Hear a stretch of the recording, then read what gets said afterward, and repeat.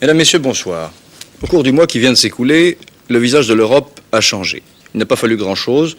La voiture automobile, outil pour les uns, jouet pour les autres, est devenue un problème. Il y a maintenant les pays sans et les pays avec. Dans plusieurs pays d'Europe, la voiture, outil ou jouet est confisquée le dimanche.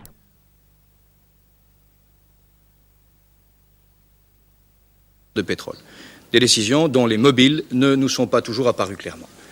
Aujourd'hui, pour la première fois, les pays arabes décident de s'expliquer. Ils entreprennent une tournée qui commence par Paris, ce n'est pas un hasard, qui les conduira dans d'autres capitales européennes, puis aux États-Unis, puis probablement au Japon. Deux ministres, M. Belaïd Abdeslam, le ministre algérien de l'Industrie et de l'Énergie, mais qui est aussi et surtout président de l'Organisation des pays arabes exportateurs de pétrole, l'OPAEP, et qui est ici ès-qualité. Et M. Zaki Yamani, ministre du pétrole de l'Arabie saoudite, c'est-à-dire du plus gros producteur de pétrole. Monsieur Yamani parle anglais, fort bien d'ailleurs, il a fait ses études, je crois, aux États-Unis, et vous l'entendrez bien sûr en français, la traduction sera simultanée. Pour les interroger, pour poser les questions qui nous intéressent tous, qui vous intéressent, François de Closet, INF2, Claude Vincent, de François, Roger Priouret, l'Express, RTL, et Jean-Jacques Bérébi, l'Europe numéro 1. Nous allons parler pétrole pendant 1 heure. Deux aspects, deux problèmes. Aurons-nous du pétrole demain? Aurons-nous du pétrole dans 15 ans? Nous aborderons l'avenir, le long terme, si vous voulez, un petit peu plus tard, pour parler tout de suite de l'avenir immédiat. La première question qui vient à l'esprit, bien entendu, c'est celle de l'Europe. Pourquoi l'Europe? S'il s'agit d'un problème entre les pays arabes et Israël, pourquoi l'Europe? S'il s'agit, comme on l'a dit, de faire pression sur les États-Unis pour que les États-Unis fassent pression sur Israël, alors est-il nécessaire pour cela que les Hollandais roulent à bicyclette, que les Italiens marchent à pied et qu'éventuellement les Français diminuent leur chauffage? Pourquoi l'Europe, Monsieur Abdeslam?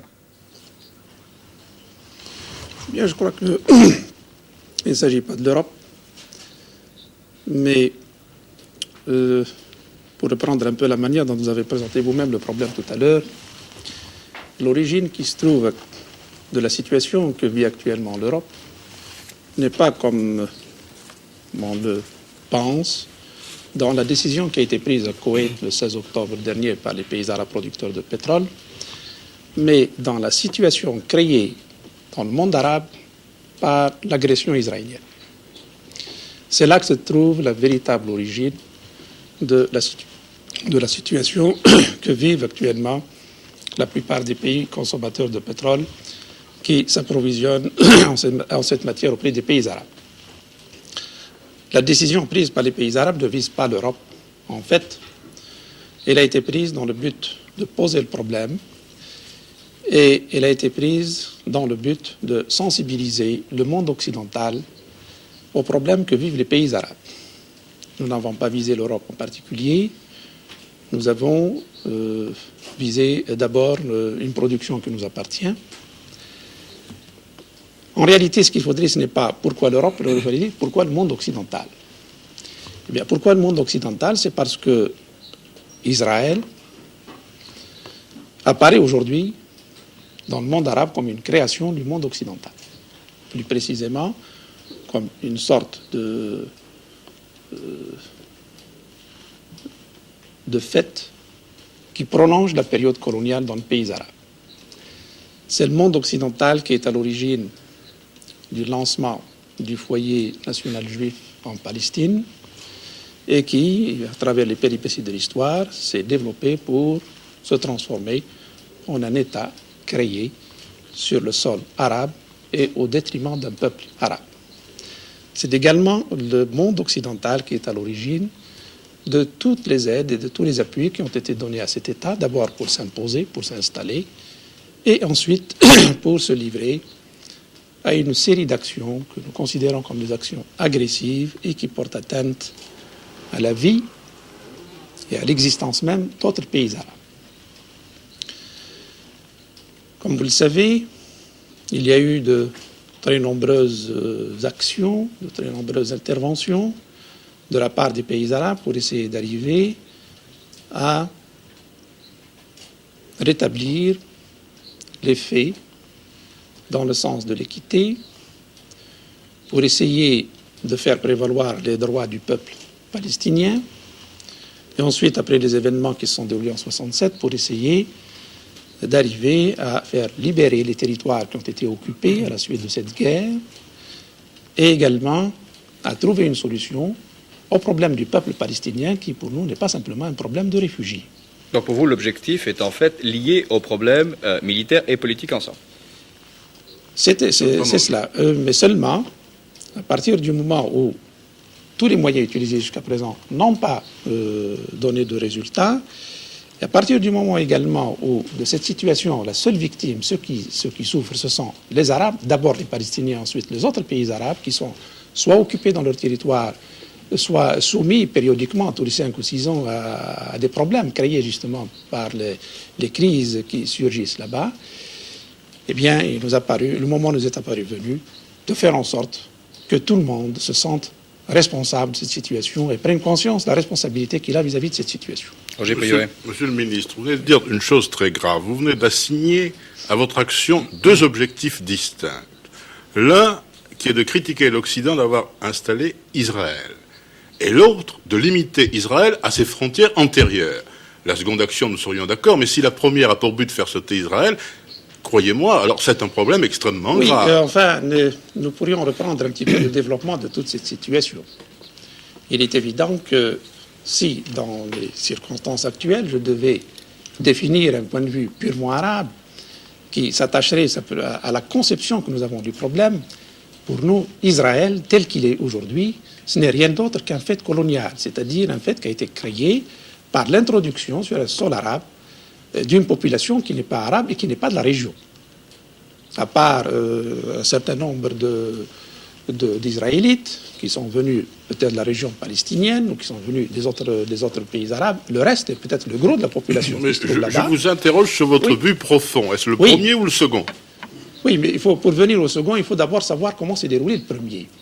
Alors, c'est donc... il s'agit d'une population qui est assimilable, à notre point de vue, à la population qui s'est introduite à la faveur de la colonisation, par exemple, en Algérie, en Afrique du Nord, et qui, à un certain moment, est arrivé même à essayer de faire prévaloir que l'Afrique du Nord, que l'Algérie, par exemple, appartenait à cette minorité européenne et non pas aux véritables nationaux. Ceci, c'est, je vous le disais, si je devais exprimer un point de vue qui se rattache à une conception fondamentalement arabe du problème. Seulement, je passe un peu sur les différentes étapes que le problème a traversées. Nous sommes arrivés devant une situation, un fait aujourd'hui. Il y a une population installée sur le territoire palestinien et qui a donné naissance à l'État d'Israël. Il y a à côté d'elle les véritables habitants de la Palestine qui, à cause de la faiblesse historique dans laquelle ils se sont trouvés, ont été chassés de leur territoire. Et il y a ce qui est plus grave, en plus donc de la Palestine, les pays arabes, les autres pays arabes limitrophes, qui depuis 1967 se trouvent avoir été envahis dans une partie de leur territoire.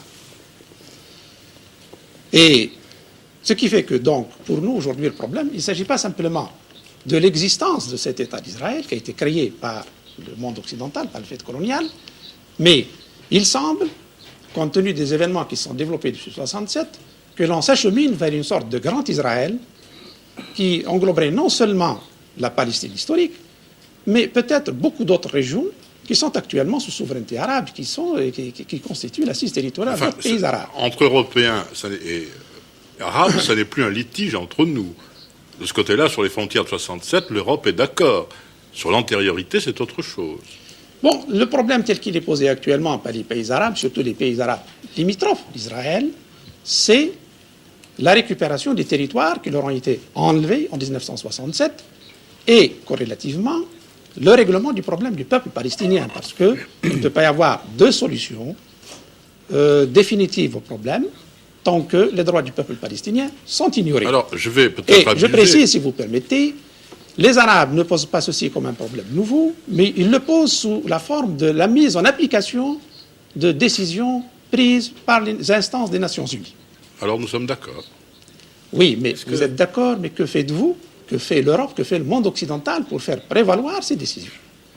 Est-ce que justement c'est ça, vous croyez le que fond du l'Europe Jean-Jacques Bérébi. est-ce que vous croyez justement que l'Europe est en mesure d'appuyer, de faire pression suffisamment pour faire prévaloir ses décisions? Est-ce que la punition que vous infligez actuellement à l'Europe est en mesure de faire progresser la solution du problème palestinien? Et comment? Eh bien, l'Europe a été pour quelque chose dans la constitution d'État d'Israël. C'est D'abord, historique. C'est historique. On explique même, on légitime la création de l'État d'Israël par les souffrances que les Juifs ont subies en Europe. Et ce sont plus ou moins les Arabes qui sont appelés maintenant à payer la note de l'Europe. Bon, passons là-dessus. C'est également l'Europe qui, une fois Israël créé, et une fois les différents conflits nés entre lui et les pays arabes, qui a contribué, n'est pas la seule, mais elle a contribué grandement à soutenir Israël, d'abord pour s'imposer, ensuite, chaque fois qu'il y a eu une guerre, l'Europe a apporté sa contribution, sous différentes formes, envoi de fonds, envoi d'hommes, facilités diverses pour permettre à l'État d'Israël de se consolider et d'acquérir les moyens à partir desquels il attaque les pays arabes. Nous estimons que cette Europe peut également, aujourd'hui que le problème est posé dans les termes que nous avons évoqués tout à l'heure, apporter également sa contribution pour faire reculer Israël et l'amener au moins à respecter les décisions prises par des instances où l'Europe a quand même une grande place. Mais Je précisez les vous demande un moyens. instant, Roger Priori. Monsieur Yamani, nous assumons que vous n'intervenez pas et que dans ce cas, vous êtes d'accord entièrement avec ce que dit Monsieur Abdeslam. Est-ce que nous avons raison de l'assumer ainsi? Well, I sure agree with my Je suis certainement d'accord avec mon Though I collègue, have a different approach to bien Europe. que j'aborde le problème de manière un peu différente. I think we are not punishing anyone. Je pense que nous ne voulons punir personne. It is as simple as this. La chose est très simple. Nous sommes We habitués au sacrifice. Nous avons, en Arabie Saoudite, much more produit than what we beaucoup need plus for our local budget. que ne l'exige le budget This is du not pays. a logical thing. If I Et la take chose n'est this pas logique. into Si je considère les intérêts saoudiens, This is not only Saudi Arabia, et il ne s'agit pas uniquement de l'Arabie Saoudite, il y a un grand nombre Arab countries, de similar to pays Saudi Arabia, arabes dans la même situation que nous. Soit nous sommes en train d'épuiser nos one ressources day in the future, our trop vite. generations will Disons que dans une génération, il n'y aura plus aucun revenu possible. sacrifice Nous avons donc l'habitude du sacrifice, en Arabie Saoudite comme dans les autres pays arabes, contre rien en retour. Nous voulons coopérer avec les autres, avec l'Ouest, avec vous, avec le Japon et les États-Unis. Ce que nous avons décidé de faire consiste à ne pas vouloir sacrifier nos ressources. Réduire donc le sacrifice graduellement jusqu'à ce que nous atteignions un niveau de production qui correspondrait à nos besoins financiers nationaux. C'est une décision. Si vous voulez que nous nous sacrifions, parfait, agissez vous-même, car la coopération exige qu'il y a deux parties face à face. C'est la décision qui a été prise au Koweït. Nous avons décidé de réduire notre production jusqu'à ce que l'une de deux choses se produise. Soit notre production atteindra un niveau qui correspondrait à nos propres besoins de ressources financières, ou que les Israéliens se retirent des territoires arabes occupés. Donc, nous ne voulons punir personne en tant que tel. Nous voulons simplement éviter des sacrifices supplémentaires. Si vous comprenez notre sacrifice, car nous nous sommes sacrifiés pour vous, alors parfait, mais agissez et nous agirons en conséquence. Nous serions très heureux de nous sacrifier pour Voici vous, donc deux- dans la mesure où vous faites Deux ce que nous approches demandons. qui sont C'est une définies de troisième manière, thèse, c'est une de troisième manière thèse. tout à fait différente. Mais Je celle-là, crois qu'il faut- celle-là que nous comprenons bien, enfin, Je crois qu'on va y venir tout à fait en fin de débat, vous le savez d'ailleurs, et il faudra y aller sur le fond. Mais ce que je voudrais, c'est qu'on reprenne maintenant sur le premier thème, à savoir demain, pas dans 15 ans, dans 20 ans, demain. Et puis, de la même manière qu'on a demandé tout à l'heure pourquoi l'Europe, je crois qu'il serait utile, François de Closet, de demander maintenant jusqu'où l'Europe. Oui, parce que je crois que il y a un problème qui est extrêmement irritant, il faut bien le dire, je crois, pour l'opinion publique européenne, c'est qu'elle ne voit pas clairement, un peu comme des otages, disons, on a un peu ce sentiment d'être dans la position d'otage, on ne voit pas clairement quelles sont les conditions. C'est-à-dire, on a le sentiment qu'il y a la résolution 242, mais que peut-être demain il y aura des ruptures de relations économiques ou des ruptures de relations diplomatiques. Et quoi, jusqu'où, de quoi s'agit-il? Je crois que de quoi s'agit-il, nous l'avons assez bien dit. En fait, nous ne demandons pas aux Européens d'adhérer aux thèses arabes sur le problème. Nous demandons tout simplement que les résolutions prises par les Nations Unies, dont font partie les pays européens, soient mises en application. En somme, si vous permettez cette image, les pays arabes dans cette affaire se trouvent dans la position de quelqu'un qui, ayant obtenu d'un tribunal un jugement réglant en sa faveur un litige, se trouve dans l'impossibilité de faire mettre en exécution ce jugement. C'est comme si donc il y avait une justice, mais à laquelle on refuse les moyens de faire appliquer ces décisions. Or, c'est de cette manière que nous comprenons le rôle des Nations Unies, et tout particulièrement le rôle du Conseil de sécurité, qui est quand même une instance particulière, et où siègent les plus grandes puissances dans le monde, où il y a également 2 puissances européennes. Alors, tout ce que nous demandons, c'est donc que ces 2 puissances ne nous ont pas manqué. Oui. L'appui de ces 2 puissances ne vous ont pas manqué. Sur le plan du vote. Mais faut-il considérer qu'une puissance qui a des responsabilités mondiales, à partir du moment où elle a donné sa voix au Conseil de sécurité, sur un problème aussi grave, doit se contenter d'en rester là?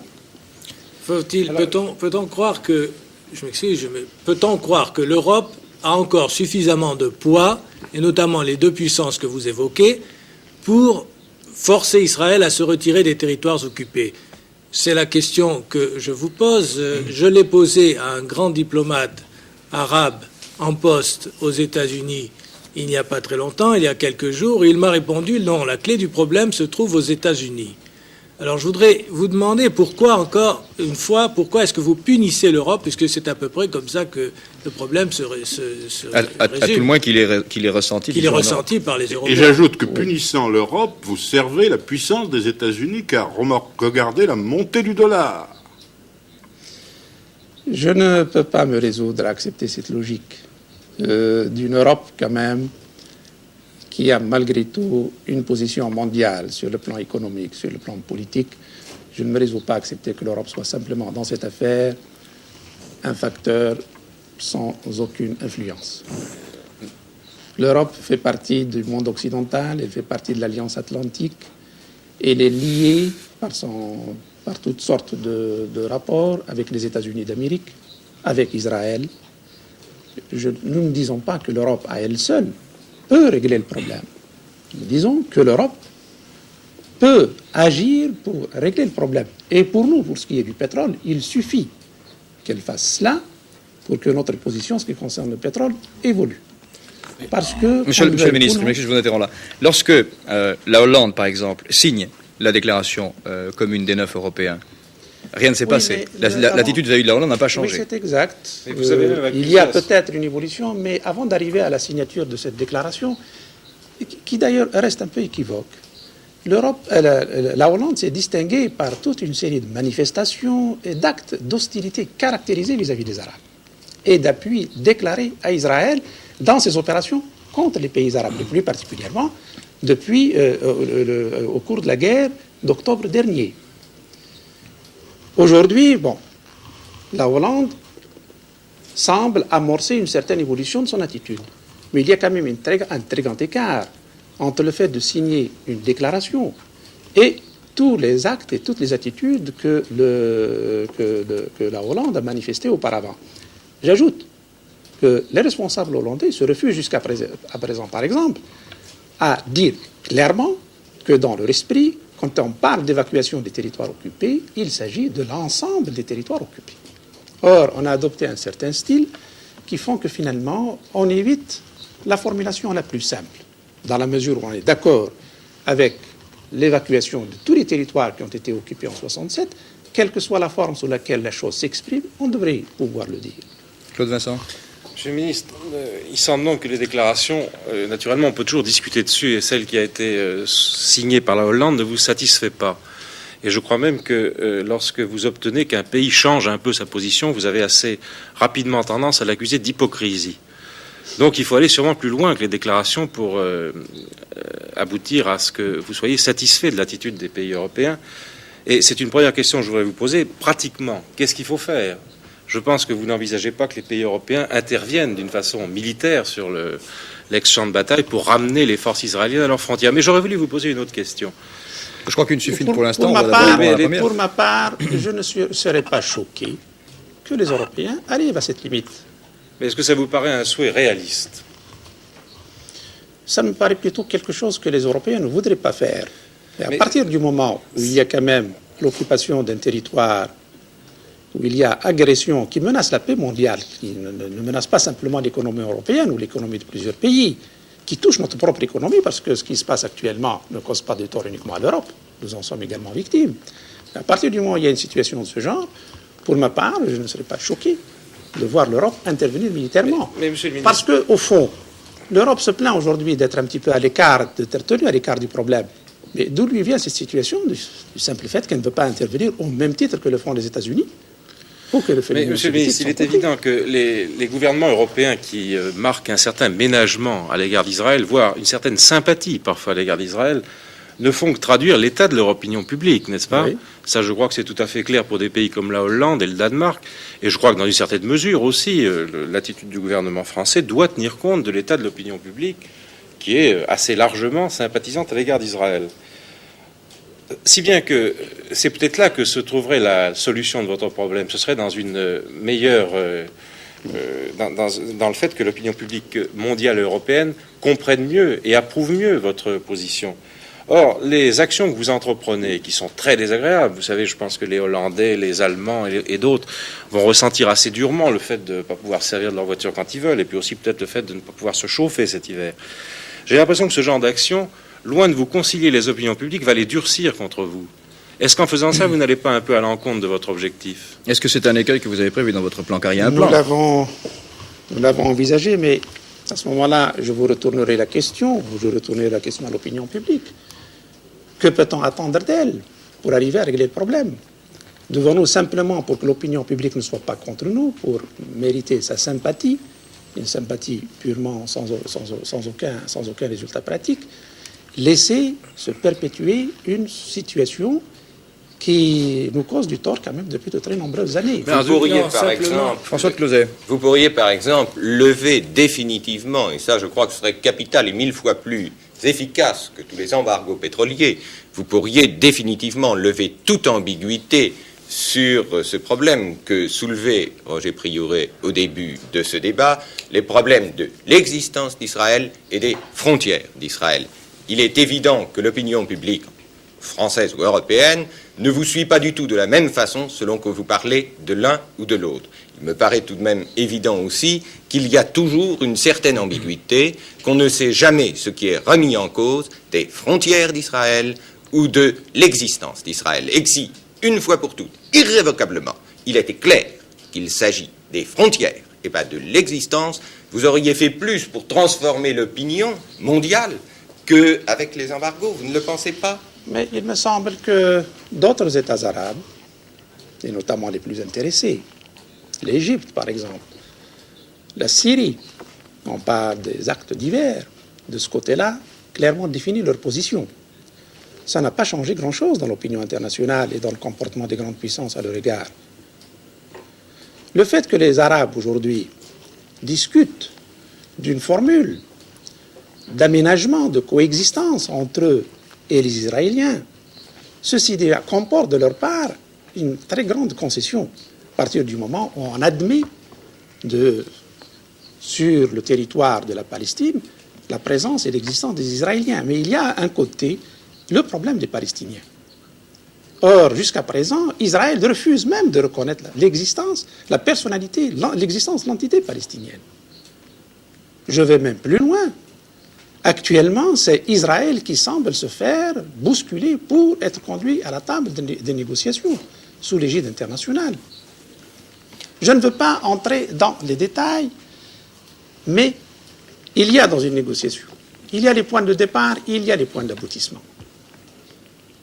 Quand on veut conduire une négociation à son succès, on ne la paralyse pas au départ par des préalables. Il y a des problèmes assez délicats qui touchent aux positions politiques, aux positions diplomatiques des uns et des autres. Si on veut réellement aboutir à une solution, il faut agir de telle sorte que l'on puisse arriver à cette solution. Est-ce que la non-reconnaissance du fait pas de frontières israéliennes n'est pas un préalable?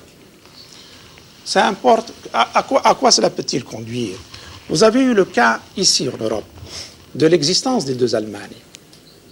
Tant que les deux Allemagnes posaient le problème sous la forme d'un préalable de la reconnaissance de l'un par l'autre, les choses n'ont pas évolué. Mais actuellement, on est bien arrivé à une situation où des frontières se trouvent être reconnues, se trouvent être confirmées, où une certaine coexistence semble se développer, sans qu'on ait obligé l'un et l'autre à reconnaître l'existence de l'autre État dans les termes souhaités au départ. On est bien arrivé, par des approches successives, à trouver une formule où finalement chacun se trouve en sécurité là où il est, sans avoir à se prévaloir de la reconnaissance sous forme juridique ou autre qu'il exigeait au préalable. Permettez-moi de revenir un instant à ce problème de l'embargo. Vous exercez cet embargo à cause du problème israélien. Les principaux protecteurs des Israéliens sont les Américains.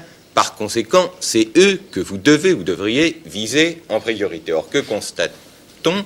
Vous utilisez une arme qui frappe essentiellement les Européens. Apparemment, vous n'utilisez pas des armes de nationalisation, sanctions ou autres, notamment pour l'Arabie saoudite, directement contre les Américains. Qui plus est, en particulier l'Arabie saoudite a encore des relations commerciales de fourniture d'armement, etc., avec les Américains.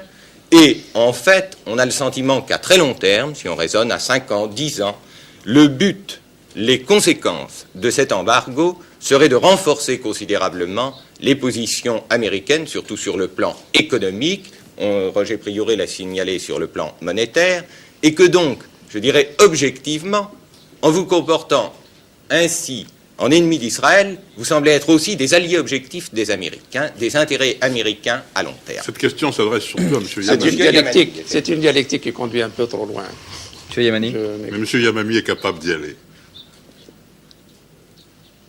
No, I think we imposed an embargo against the United States. Je crois que l'embargo joue aussi pour les États-Unis et que l'Europe n'est pas du tout notre objectif.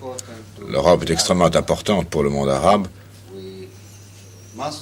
et je crois qu'il faut donc examiner ce que sera l'avenir plutôt que d'examiner le présent. Bien que vous soyez les victimes, actuellement, le Japon est beaucoup plus touché que l'Europe. Et la raison en est que vous dépendez avant tout d'énergie importée, et beaucoup plus que ce n'est le cas pour les États-Unis. Mais les États-Unis, eux, sont soumis à un embargo total. Car, sachez-le bien, l'Europe est très importante pour nous. Oui, mais un embargo qui porte, vous le savez, sur 6%, et vous savez très bien qu'à terme, en faisant augmenter les prix, en particulier les prix du pétrole, que faites-vous? Vous permettez aux États-Unis de mobiliser de nouvelles ressources naturelles qui étaient non rentables jusqu'à présent, et on arrive à ceci, que, alors qu'au lendemain de la guerre, évidemment, il y avait une hégémonie américaine très forte du fait que les autres pays, le Japon et les pays européens avaient été dévastés par la guerre. Après 20 ans, le redressement de ces économies semblait rétablir un certain équilibre, et maintenant, sapant les bases des économies européennes et japonaises, et au contraire en donnant des bases plus solides à l'économie américaine, vous allez probablement renforcer une sorte d'hégémonie américaine, ou la restaurer à terme, alors que vous dites que c'est, en somme, contre eux principalement que vous faites cette action. Et précisément, ce que nous disons, c'est que parce que vous êtes dans cette position, il vous appartient de faire davantage pour bénéficier du concours des ressources qui existent dans le monde arabe, qui est tout à fait disposé à vous apporter ce concours et à être, pour ainsi dire, le complément que vous recherchez à votre économie. Nous sommes tout à fait prêts à cela. Et nous le souhaitons dans une très large mesure. Nous vous demandons de comprendre une chose. Vous êtes en ce moment à Alger en train d'édifier une unité arabe. elle ne peut pas exclure les Palestiniens. Nous sommes en train d'édifier une unité européenne. Comment voulez-vous que nous laissions tomber les Hollandais? Ce sont nos Palestiniens. Je vous retourne la question. Comment voulez-vous que nous laissions tomber les Palestiniens qui sont quand même dans une situation davantage plus inconfortable que celle des Hollandais? Pour le moment. Mais enfin, en tout cas, moi, je ne vous demande pas de laisser tomber les Palestiniens. Mais il ne faut pas nous demander de laisser tomber les Hollandais. Petite question technique en passant que Jean-Jacques Beribi pourrait aussi bien poser que moi et même bien mieux. Il faut quand même faire un choix, Rotterdam ou les dans les Pays-Bas. priorités. Oui. Est-ce que en punissant la Hollande, est-ce que vous avez réalisé que vous punissez également plusieurs pays européens, c'est-à-dire le marché de Rotterdam qui représente, je crois, plus de 100 millions de tonnes pour l'Europe? Et par conséquent, vous punissez l'Allemagne, vous punissez incidemment la Belgique, même la France, puisque certains importateurs français s'approvisionnaient sur le marché de Rotterdam. Et par conséquent, vous punissez, j'en reviens encore au terme, l'ensemble de l'Europe. Autrement dit, est-ce que vous avez visé Rotterdam ou la Hollande? La Hollande. Alors vous avez tapé à côté. Et M. Zaki Yamani nous disait tout à l'heure, et je voudrais revenir là-dessus, il nous disait, nous ne voulons pas punir l'Europe. Nous voulons simplement lui demander, en échange de nos sacrifices, nous voulons lui demander des sacrifices. Jusqu'où iraient ces sacrifices? Est-il exact, par exemple, que l'Arabie saoudite a exigé du Japon la rupture des relations diplomatiques et économiques avec Israël? Et est-ce qu'éventuellement, demain, vous demanderiez aux pays européens, les uns après les autres, à partir du moment où l'un d'eux aurait accepté, en prenant le principe du maillon le plus faible de la chaîne, est-ce que vous ne demanderiez pas à chaque pays européen rompez les relations diplomatiques et économiques avec Israël, sinon vous n'aurez plus de pétrole? À ce moment-là, nous nous sentirions comme les otages du pétrole arabe. Monsieur Yamani. En fait, il y a trois catégories. D'une part, les pays amis, les pays neutres en deuxième lieu, et troisièmement, les pays qui adoptent une attitude peu amicale à notre égard. Eh bien, les pays amicaux, les pays amis sont les pays qui soit aident les pays arabes de manière efficace, ou ce sont des pays qui entreprennent certains actes contre les Israéliens. Les neutres qui ne font rien et qui se taisent, eh bien, c'est la deuxième catégorie. La troisième catégorie, ce sont les pays qui aident les Israéliens d'une manière ou d'une autre. Et cette troisième catégorie, eh bien, pour cette catégorie-là, nous avons les États-Unis et les Pays-Bas. Dans la première catégorie, jusqu'à présent, il y a la France et la Grande-Bretagne. En ce qui concerne le Japon, pour être éligibles, première catégorie des pays amis, ils doivent soit aider les Arabes de manière effective, mais ils ne peuvent pas le faire pour des raisons constitutionnelles. Donc, que peuvent-ils faire? Eh bien, c'est d'entreprendre, c'est d'agir contre les Israéliens. Voilà la résolution que nous avons adoptée quant à nous. Nous ne punissons personne, encore une fois. Nous disons que nous devons réduire notre production par étapes jusqu'à ce que nous revenions à un niveau qui serait logique pour notre économie. Et je crois que notre situation est parfaitement logique. Nous devons absolument nous attaquer à cela. Si vous voulez que nous allions au-delà, alors à ce moment-là, il faut collaborer avec nous, il faut faire quelque chose. Par exemple, pour justifier. Quoi? Par exemple, what can we do? Eh bien, concrètement. Eh bien, la France a fait quelque chose, par exemple. Envoyer des mirages à Israël, par exemple. À Israël. À Israël. Ça serait un acte... Parce que vous parlez de punir les pays européens pour l'histoire, pour ce qu'ils ont fait dans l'histoire, pour la déclaration Balfour, l'Angleterre. Vous pourriez aussi parler de punir la France. Vous êtes en train de punir les pays européens. L'Union soviétique qui envoie des techniciens en Israël en masse. N'est-ce pas? Vous parlez de punir des pays européens pour ce qui s'est passé historiquement. Seulement, est-ce que vous regardez suffisamment vers l'avenir? Est-ce que vous pensez à vous faire des amis pour l'avenir? Monsieur, je ne suis pas ici aujourd'hui pour parler du passé, ni pour lancer dans un exposé historique. Le passé, c'est le passé, oublions le passé. Vivons dans le présent, mais regardons vers l'avenir. Actuellement, il n'y a pas de souffrance en Europe, nous le savons très bien. Cela vous ennuie, la situation actuelle vous gêne. Espérons que quelque chose se produira et le plus vite possible et que les Israéliens se retireront très rapidement pour que vous obteniez exactement ce que vous souhaitez avoir.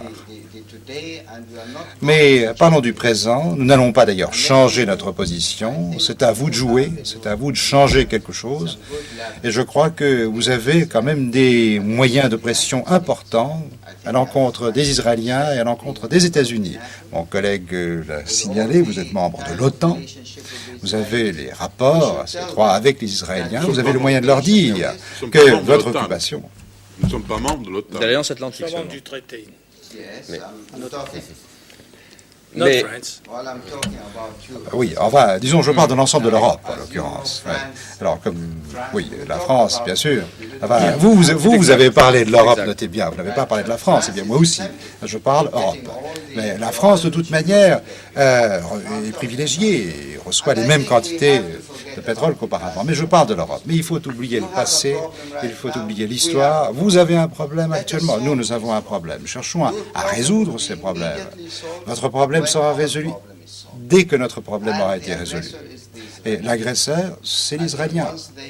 Je crois que une fois qu'ils pourront bien se retirer, tout est Je réglé. voudrais bien noter cette déclaration qui me paraît extrêmement importante. Une fois que les Israéliens se retiraient, tout ira bien. C'est bien ce que vous avez dit. Or, ce n'est pas du tout ce qu'a dit le roi Faisal, puisque même en présence d'un traité de paix, l'embargo ne serait pas levé, a-t-il dit.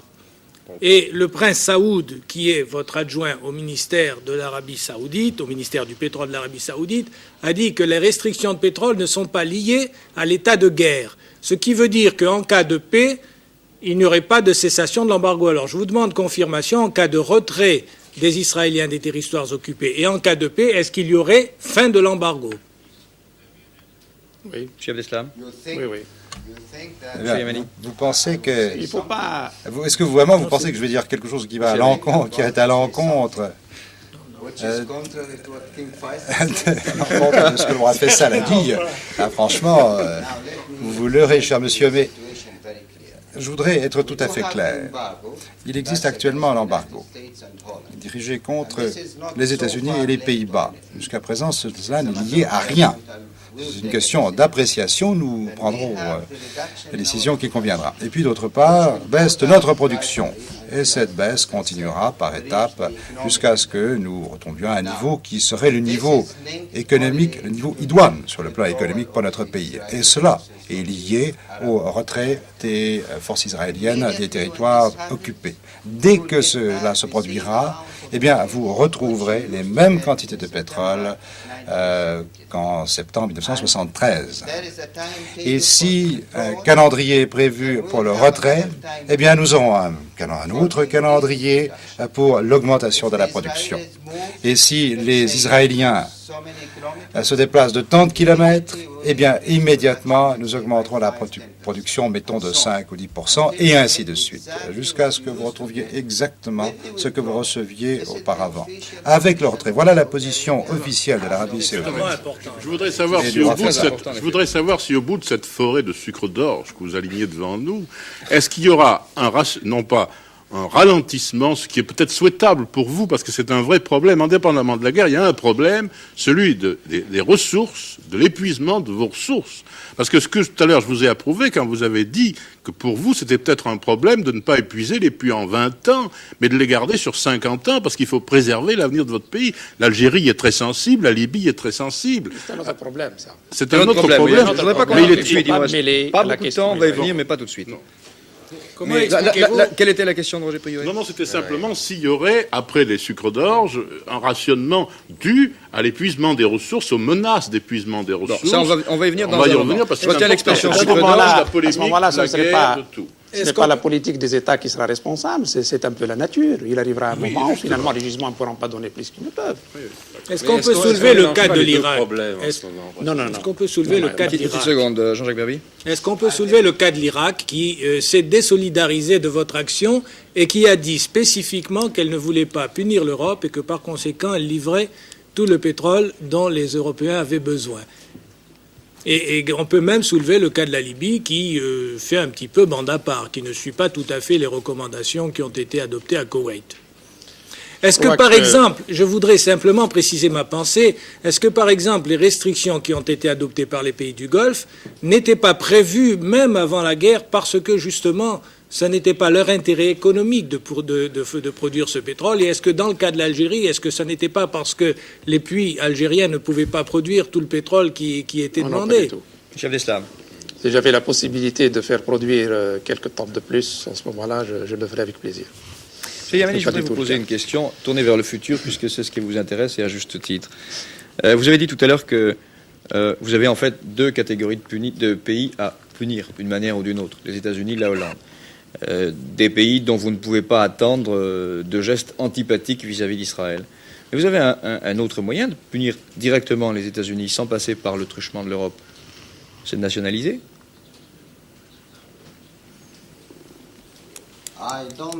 Je ne pense pas que ce serait une véritable punition de nationaliser, parce que nous nous punirions nous-mêmes si nous procédions ainsi.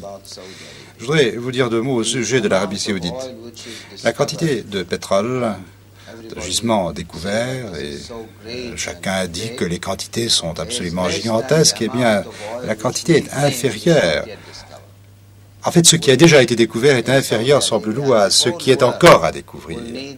Or, il est certain qu'il faudra que nous trouvions tous ces autres gisements et nous voulons collaborer avec les Européens, les Américains et les Japonais. Nous ne parlons pas punition, n'est-ce pas? Ça ne fait pas partie de notre philosophie ni de votre vocabulaire. Mais nous voulons collaborer, mais il faut que les autres collaborent avec nous aussi. Vous voulez collaborer avec les compagnies ou avec les États? Oui. C'est une très bonne question. Très bonne question. Je crois qu'il y a toujours une nuance, une différence entre les sociétés et les gouvernements. Il ne faudrait pas, à mon avis, punir les sociétés actuellement. Cela étant dit, il y a des distinctions, mais il y a quand même une certaine interdépendance. Et nous espérons que les États-Unis voudront bien modifier leur politique. Nous pensons vraiment que les États-Unis pourront exercer une certaine pression et le voudront sur les Israéliens. Et nous pensons que très bientôt, il y aura un retrait complet des territoires arabes. C'est notre véritable espoir. Je pense que les États-Unis apprécient la confiance que vous mettez en eux. Mais c'est surtout dans les compagnies américaines qui sont, je crois, les meilleurs porte-parole. N'oubliez pas que M. Yamani reçoit la parole avec 3 ou 4 secondes de retard à cause de la traduction simultanée. Soyez gentil, laissez-lui le temps de répondre. Excusez-moi. M. Yamani. Si vous ne partagez pas mon sentiment, eh bien alors ce sera un véritable cataclysme. Ce sera le désastre. Alors là, l'Europe connaîtra d'énormes souffrances, et le Japon aussi. Parce que je ne sais pas comment les États-Unis pourraient se permettre une telle situation, voyez-vous. Parce que là, je crois que nécessairement, vous devez être de mon avis. François Closet.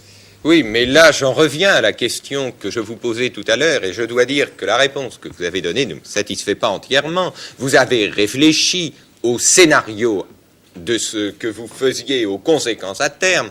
Vous ne pouvez pas nier que, en frappant préférentiellement l'Europe et le Japon, vous travaillez objectivement pour le renforcement américain. C'est d'autant plus étonnant que vous pensez que c'est nous qui allons faire pression sur les Américains, alors que vous affaiblissez manifestement notre position politique, économique et tout ça.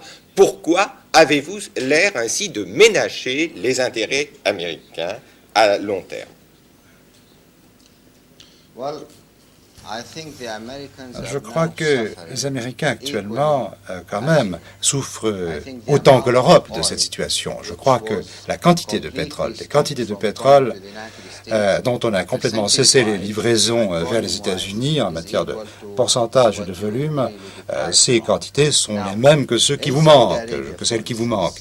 En ce qui concerne l'Arabie saoudite, par exemple, le pourcentage de diminution concernant l'Europe n'est que 4%. C'est une baisse de 4%, ce n'est pas une baisse de 10% en ce qui nous concerne l'Europe, parce que la réduction totale, c'est 25%.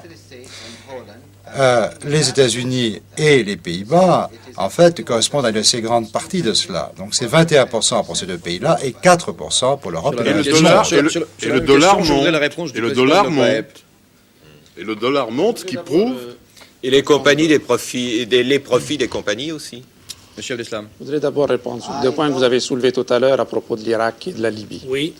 En ce qui concerne la Libye, elle a signé avec nous toutes les décisions qui ont été prises au Koweït. et elle déclare les approuver. En plus, elle fait partie du comité formé de 4 pays qui a été désigné pour surveiller l'application de ces mesures. Pour ce qui est de l'Irak, au moment où la décision a été prise, sa production était gênée, était déjà notablement réduite par le bombardement du port de Banias. L'Irak avait déclaré qu'à partir du moment où sa production a été réduite, dans une proportion supérieure à celle qui avait été arrêtée à Koweït, donc la décision n'avait pas de sens pour lui. C'est ce qu'il continue à affirmer. D'autre part, l'Irak, en préconisant l'embargo sur les États-Unis, ne peut pas ignorer par ailleurs le fameux système des vases communicants qui existe de par les grandes sociétés internationales entre tous les marchés pétroliers. Donc, ne pas déclarer ne pas exporter sur les États-Unis, mais laisser les mêmes quantités de pétrole qui allaient auparavant aux États-Unis dans le marché, c'est contribuer finalement à envoyer du pétrole aux États-Unis. Il y a dans cette attitude quelque chose qui n'est pas logique. Sur votre question, Monsieur le ministre. Oui. Laquelle? Qui était la question de savoir si l'attitude, l'embargo actuel et l'attitude générale des pays exportateurs n'a pas pour but à long terme de conforter la prédominance américaine au Proche-Orient comme peut-être en Europe. Il est possible que Je crois qu'on pourrait aller plus loin, possible dire qu'on que- y arrive, mais à ce moment-là, que font les Européens? Mais il ne faut pas que les Européens nous demandent de défendre à la fois nos propres intérêts, notre propre cause et la cause des Européens. Il faudrait que les Européens, précisément parce qu'ils se trouvent dans une position faible, bougent et fassent quelque chose. Et nous ne demandons pas mieux que de nous lier à eux, précisément pour arriver à les mettre dans une situation différente que celle qu'ils ont actuellement. Et ça nous arrange. Ça nous arrangerait. Mais l'Europe ne peut pas nous dire, voyez-vous dans quelle situation vous vous mettez, et pour ne pas tomber sous la dépendance américaine, laissez votre pétrole continuer à sortir. Mais à ce moment-là, en contrepartie, que voudra faire l'Europe pour nous dégager de la situation où nous nous trouvons? Parce que le problème palestinien ou le problème israélien, appelez comme vous voudrez, c'est un problème qui touche directement les intérêts de tous les pays arabes. Cette guerre cyclique qui revient nous cause des dommages sur le plan humain, sur le plan matériel, et nous empêche pratiquement d'avoir une politique de développement, de pouvoir travailler en toute quiétude au règlement de tous les problèmes de développement posés par nos pays.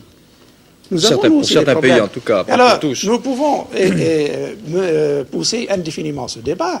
Nous disons, faites quelque chose, et vous dites, ne faites rien parce que vous nous gênez. Je crois que le problème n'est pas à voir sous cette forme-là. Il y a quelque chose que l'Europe peut faire. Nous considérons pour notre part que l'Europe ne peut pas démissionner entièrement, ne peut pas s'avouer comme cela, comme nous ne pouvons absolument rien faire pour aider à la solution de ce problème. Et nous déclarons de notre côté qu'en fonction précisément de cet effort, et d'un effort concret compte tenu de la gravité du problème, nous sommes disposés pour notre part également à tenir compte de cela et à être pour l'Europe un partenaire qui puisse lui permettre non seulement d'avoir du pétrole, mais également sur le plan industriel, sur le plan économique, d'acquérir des positions qui lui permettront demain peut-être de rivaliser très valablement avec les États-Unis. Vous avez Monsieur, parlé il nous reste justement une dizaine de d'être minutes un partenaire. et il y a, je crois, Oui. 2 thèmes que nous n'avons pas abordés, que nous nous étions promis d'aborder. Un est celui des prix, des tarifs et des quantités. L'autre est celui du long terme, précisément, c'est-à-dire des réserves, du rythme auquel on peut utiliser les réserves et quel type de politique peut être là derrière. Vous voulez peut-être commencer, François de Closet, Roger Prioret, sur le problème des prix en particulier. Je voudrais quand même, excusez-moi, mais revenir sur un point. Ah, c'est la dernière, alors, oui. C'est tout à fait la dernière, mais je crois, enfin, je suis convaincu qu'avant de prendre les décisions dont nous parlons aujourd'hui, vos gouvernements ont mûrement réfléchi. Mais je me demande tout de même si comment vous vous êtes représenté les conséquences de ces décisions. Je veux dire, par exemple, les conséquences que pourrait avoir une pénurie relativement durable de pétrole dans les pays industrialisés. Et la première conséquence qu'on peut imaginer, c'est que ce type de guerre économique pourrait apporter une riposte, n'est-ce pas? Nous avons effectivement besoin du pétrole que vous détenez, mais de l'autre côté, nous produisons aussi quelques petites choses qui vous sont utiles ou dont vous croyez avoir besoin, comme des armes, des avions, je crois, puisque l'Arabie Saoudite achète de magnifiques avions aux Américains. Alors, je voudrais savoir si vous avez envisagé cette riposte éventuelle. Mais c'est peut-être pas là l'essentiel. Je crois que Tout à fait, une question. une baisse de la production industrielle qui serait liée en Occident à la pénurie du pétrole serait un appauvrissement général, un appauvrissement que nous subirions les premiers sûrement, mais que vous subiriez aussi. Alors en clair, fin de l'expansion et peut-être début de récession. Et peut-être absolument. Fait retour donc des deux- travailleurs étrangers dans Je leur fais donc foyer. deux questions, C'est Monsieur assez Abdeslam, grave. sur la première d'abord. Sur la première, Et la conséquence pour vous Nous considérons, nous continuons à penser qu'il y a une certaine solidarité entre toutes les parties du monde occidental. Nous ne sommes pas tout à fait d'accord pour considérer que l'Europe et le Japon constituent des entités entièrement à part et rivales des États-Unis. Il y a une certaine rivalité entre ces trois groupes dans le monde occidental, mais il y a quand même une certaine solidarité qui les lie. Et à partir du moment où l'une des parties est touchée, il n'y a pas de raison, nous pensons qu'il devrait y avoir un certain infléchissement de la politique suivie aussi bien par les États-Unis que par les puissances européennes vis-à-vis d'Israël et du monde arabe. Ensuite, en ce qui concerne les conséquences, nous les avons effectivement envisagées. Nous les avons envisagées. C'est une épreuve, nous nous sommes engagés dans une épreuve et nous en acceptons les conséquences. Nous en acceptons les conséquences. Seulement, pourquoi considérer simplement qu'on va de mal en pis? Et tout cela, pourquoi? Parce que on peut pas faire le monde entier ne peut pas faire sortir Israël des territoires qu'il occupe en dépit des décisions prises même par les Nations Unies. Enfin, les Arabes ont tout de même essayé, les premiers, de les faire sortir de ces territoires. Eh bien, que les autres essaient également de leur côté. Que ce soit les Danois ou les Hollandais qui y arrivent. Ça me que les autres essaient de leur côté, que les autres cessent de donner à Israël tous les appuis qu'ils lui ont donnés jusqu'à présent. C'est déjà un premier résultat. Et dans la mesure où réellement le problème, le pétrole arabe, c'est quelque chose de vital pour l'Europe, l'Europe devrait faire quelque chose pour avoir ce pétrole arabe. Elle ne peut pas l'avoir gratuitement. Nous le payons. Il n'est pas gratuit. Ah non, le mot gratuitement me paraît pour le moins incongru au moment. Avec l'Est, par exemple, les pays de l'Est, pendant toute une certaine période, ce qu'on a appelé la guerre froide, évidemment, il s'est développé toute une série de choses et les échanges économiques n'ont pas été très fructueux.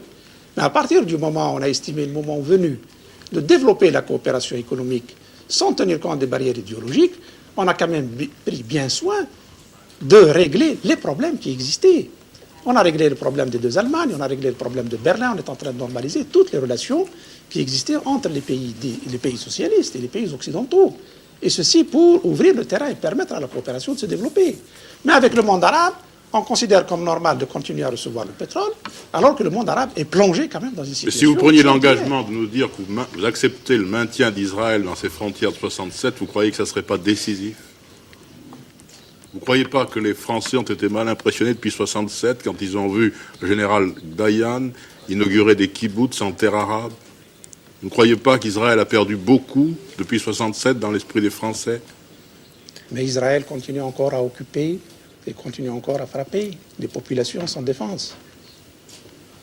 Il n'a plus beaucoup de soutien pour ça. Mais si c'est ce que la question que vous posez devait réellement transformer les choses, à ce moment-là, je vous pose, qu'a rapporté à l'Égypte les prises de position qu'elle a prises par les voies les plus officielles? Du point de vue de l'issue de la... Du point de vue de l'issue du problème, du point de vue de la reconnaissance d'Israël, le président Sadat lui-même, le président Sadat l'a déclaré. Je ne veux pas juger de ses actes. Mais il a bien déclaré qu'il était prêt à reconnaître l'existence d'Israël, qu'il était prêt à signer un traité de paix avec Israël. Que voulez-vous de plus? Et qu'a rapporté cette déclaration au président Sadat? Le fait que j'espère que les Américains iront cette fois jusqu'au bout. Alors, mais nous avons peu de moyens de pression sur eux. Voilà, c'est ça. Nous sommes finalement... Mais je pense... Nous sommes unis et nous n'avons pas les cartes en main. Je ne pense pas. Vous n'avez peut-être pas les cartes des Américains, mais vous avez des cartes. Vous avez des cartes vis-à-vis d'Israël et vis-à-vis des Américains. Nous ne pouvons pas accepter que l'Europe démissionne de cette manière dans un problème aussi grave. Et jusqu'où doit-elle aller, Monsieur le ministre? On revient un petit peu à des questions qu'on a déjà posées, mais on peut reprendre l'exemple du Japon, alors, maintenant. Qu'est-ce qu'attendent, en fait, les pays de l'OPEP, concrètement, du Japon, qui, comme vous l'avez dit, souffre plus que l'Europe? Au fond, nous ne voulons pas donner des directives à l'Europe. Nous demandons simplement... Vous en avez donné au Japon. C'est tout juste. Nous avons demandé à l'Europe de prendre elle a des responsabilités vis-à-vis de nous. L'Europe a des responsabilités vis-à-vis de la situation qui nous est imposée. Nous demandons à l'Europe de prendre ses responsabilités, d'exercer, d'agir en puissance responsable. L'Europe est quand même à deux membres permanents du Conseil de sécurité. Ils ne sont pas là uniquement pour voter des résolutions. Les Nations Unies et certaines puissances européennes en particulier ont envisagé par exemple des mesures à l'égard de l'Afrique du Sud, à l'égard de la Rhodésie, à cause du problème de l'apartheid. Il n'y a rien d'équivalent à l'égard d'Israël, à cause des territoires arabes occupés. à cause des millions de Palestiniens qui croupissent dans les camps de réfugiés depuis des années. Il n'y a rien de semblable qui ait été envisagé. Pourquoi? Monsieur le ministre, vous venez de mentionner le fait que l'Europe détient 2 sièges au Conseil de sécurité. Est-ce que c'est un hasard si les 2 pays en question ne sont pas touchés pour l'instant? Les 2 pays en question ne sont pas touchés pour l'instant, ou pratiquement pas. Je m'excuse. Français et Angleterre. Bien oui, nous avons tenu compte quand même. Vous voyez, enfin, si on devait analyser les choses en profondeur, il n'y a pas une identité de vue sur le problème entre la France et l'Angleterre d'une part et les pays arabes. Mais à partir du moment où ces 2 puissances ont bougé, ont essayé quand même d'établir un certain équilibre, dans leur politique, nous en avons tenu compte. Mais nous estimons que le moment est venu de sortir du problème et d'arriver à une solution qui soit acceptable. D'autre part, vous faites une tournée d'information dans les pays européens, puis aux États-Unis et peut-être au Japon. Il y a quand même une autre question. J'ai coupé la parole à quelqu'un, non? Jean-Jacques Berby? Oui, la question que je voudrais poser, c'est que vous avez résolu au Koweït, vous avez décidé de couper, de restreindre le pétrole de 5% par mois. Dans un geste de bonne volonté, vous avez décidé de ne pas appliquer cette résolution pour le mois de décembre. Mais est-ce que vous allez continuer à l'appliquer jusqu'à quand? D'une part, c'est la première question, et d'autre part, jusqu'à quand vous allez continuer à faire monter les prix du pétrole qui atteignent déjà des sommets absolument faramineux? Ce qui est en soi déjà pour nous une punition, parce que pour la France, je crois que le nouveau prix du pétrole va coûter 9 milliards de francs en devises étrangères pour cette année, et nous allons nous retrouver dans la situation bientôt où nous étions à la fin de la guerre, où nous manquions de dollars pour payer le pétrole. Monsieur Abdeslam? En ce qui concerne l'application de la mesure de réduction, je crois que mon collègue le Cheikh Zeki Yamani a répondu tout à l'heure en vous précisant dans quelles conditions elle sera appliquée. Faites en sorte que les territoires occupés par les pays arabes soient évacués le plus rapidement possible, ou que cette évacuation commence le plus rapidement possible, et nous amorcerons avec plaisir le retour à la normale en ce qui concerne la production pétrolière. Pour ce qui est des prix, au fond, on parle beaucoup des augmentations qui touchent le prix du pétrole brut. Mais malgré les augmentations qui sont intervenues, et malgré les bons faits en avant par ces prix au cours des dernières années, la part que prennent les pays producteurs, et vous le savez parfaitement bien, est loin d'égaler les prélèvements que font les pays consommateurs. Donc au fond, si on doit analyser ça en termes de pourcentage, les prélèvements effectués par les pays producteurs sont loin d'être à l'origine de la flambée des prix que connaît actuellement le monde occidental. Et dans une très large mesure, les augmentations intervenues ces derniers temps n'ont fait que corriger l'érosion des revenus que nous avons subie au cours de la dernière décennie. Ensuite, puisque vous posez le problème du prix du pétrole, mais enfin, en vertu de quoi peut-on considérer que les prix qui étaient en vigueur il y a 2 ans ou 3 ans représentaient le niveau normal de ce qu'aurait pu être, ce que devrait être le prix du pétrole? Est-ce que vous avez un système pour fixer le prix du pétrole maintenant? Eh bien, pour l'instant, nous utilisons une loi que vous nous avez donnée, que le monde libéral nous a donnée, c'est l'offre et la demande.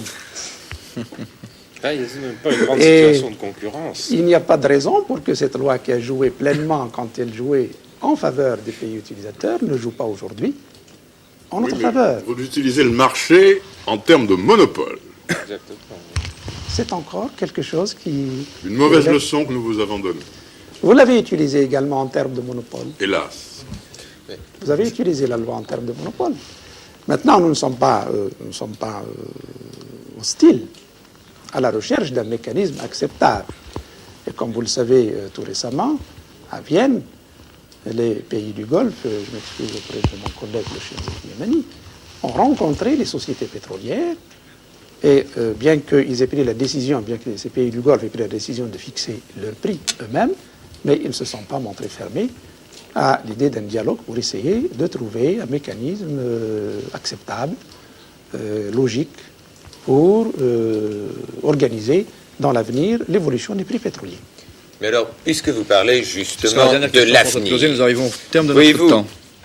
quand on réfléchit à l'avenir, effectivement, la façon dont les pays industriels et capitalistes ont exploité avec un souci du profit à très courte vue les gisements pétroliers n'est probablement pas la plus rationnelle. Quand on pense à nos enfants, peut-être que nos intérêts ne sont pas tellement divergents des vôtres. Alors pourquoi, au lieu d'annoncer des mesures unilatérales de réduction, ne proposez-vous pas une grande conférence mondiale de tous les pays producteurs et des pays consommateurs pour voir l'exploitation à long terme, non pas sur 20 ou 25 ans, mais peut-être sur 50 ans et plus, et essayer de trouver un compromis qui ménage les économies et les intérêts des uns et des autres. Si une telle conférence, une telle concertation ne donnait pas de résultat, vous auriez toujours la possibilité de prendre des mesures unilatérales. Ne menez pas les deux problèmes. Non, je ne parle plus de l'embargo, nous parlons du long terme, on en est bien d'accord. Nous ne parlons plus de l'embargo. Pour ce qui est de la réduction, c'est un problème qui est lié à l'évacuation des territoires, comme nous l'avons dit. Faites en sorte que ces territoires commencent à être évacués, les choses reprendront le cours normal. Pour ce qui est maintenant d'utilisation de nos ressources, nous dialoguons, nous discutons sous différentes formes. Je n'ai aucune raison de donner ici une réponse quant à l'opportunité et à l'utilité d'une conférence qui réunirait consommateurs et producteurs. Mais enfin, quelle que soit la forme... Vous n'avez pas d'opinion personnelle sur la possibilité de faire ça? Je ne veux pas formuler d'opinion sur un problème comme cela. Du reste, ici, nous nous trouvons dans des situations différentes. L'Algérie, pour sa part, pratique actuellement une politique, et l'Algérie actuellement investit des sommes considérables pour un pays en voie de développement. Nous investissons chaque année près de 500 millions de vos francs, uniquement dans l'exploration, c'est-à-dire pour trouver du pétrole et vous le vendre à ceux qui l'utilisent. Donc de ce côté-là, nous n'avons pas de problème particulier. Nous ne demandons pas mieux que d'avoir du pétrole et du gaz pour en vendre encore le plus que possible, compte tenu de ce que sont la limite de nos réserves. Mais enfin, pour ce qui est de l'avenir, je crois qu'il y a peut-être un problème qui va se poser parce que l'augmentation de la consommation est telle qu'il se posera à un moment ou l'autre le problème de savoir comment faire coïncider l'offre à la demande. Mais si nous sommes prêts à la concertation, que ce soit sous une forme bilatérale ou sous une forme collective, il ne faudrait pas que cette concertation joue contre nos intérêts. Parce que cette concertation, on n'en a pas parlé lorsque la situation était inverse de celle qu'elle est aujourd'hui. Faut-il encore que nous soyons acceptés par le monde occidental comme un partenaire majeur ayant son mot à dire dans l'ensemble des problèmes qui commandent l'évolution économique? On peut parler du pétrole, mais il faut également parler d'autres choses.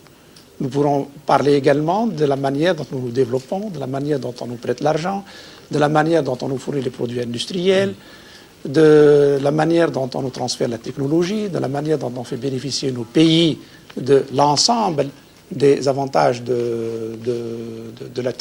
du progrès moderne. Toutes ces questions-là devraient être discutées. Nous voudrions également avoir notre mot à dire en ce qui concerne les problèmes monétaires. Nous avons subi, et les pays arabes producteurs de pétrole ont subi quand même des pertes énormes ces dernières années à cause d'une manipulation monétaire. Manipuler, là, c'est un autre monopole dont il faut également parler. Il faut parler de tous les monopoles ou manipuler unilatéralement de la part du monde occidental avec des pertes considérables pour ceux qui ont finalement commis la faute de vous donner du pétrole alors qu'ils n'en avaient pas une utilisation immédiate. Tous ces problèmes-là devraient être discutés. Et en ce qui nous concerne, à la conférence du sommet des non-alignés d'Alger de septembre dernier, ces problèmes ont été abordés, mais sous cette forme. La concertation, d'accord, mais sur l'ensemble des problèmes qui commandent l'économie mondiale et pas uniquement sur le pétrole. Monsieur le ministre, j'interromps pour vous remercier. Nous avons dépassé le temps qui nous était imparti. Je vous remercier tous les deux d'avoir accepté, dès votre arrivée en France et à Paris, au début de cette tournée d'explication, d'avoir été avec nous ce soir. Je crois que le dialogue a été fructueux et franc. Je crois qu'il y a un certain nombre d'informations qui en sont sorties et que nous retrouverons probablement dans la presse dès demain matin. Je vous remercie encore une fois et je voudrais noter quand même que ce débat était d'une très haute tenue et qu'à aucun moment on a eu l'impression que les uns ou les autres se considéraient comme victimes ou agresseurs. Messieurs, merci. Lundi prochain, Actuel 2, un autre débat, un autre invité. Et je souhaite une bonne soirée à tout le monde au nom de l'équipe d'INF2 et d'Actuel 2. Bonsoir.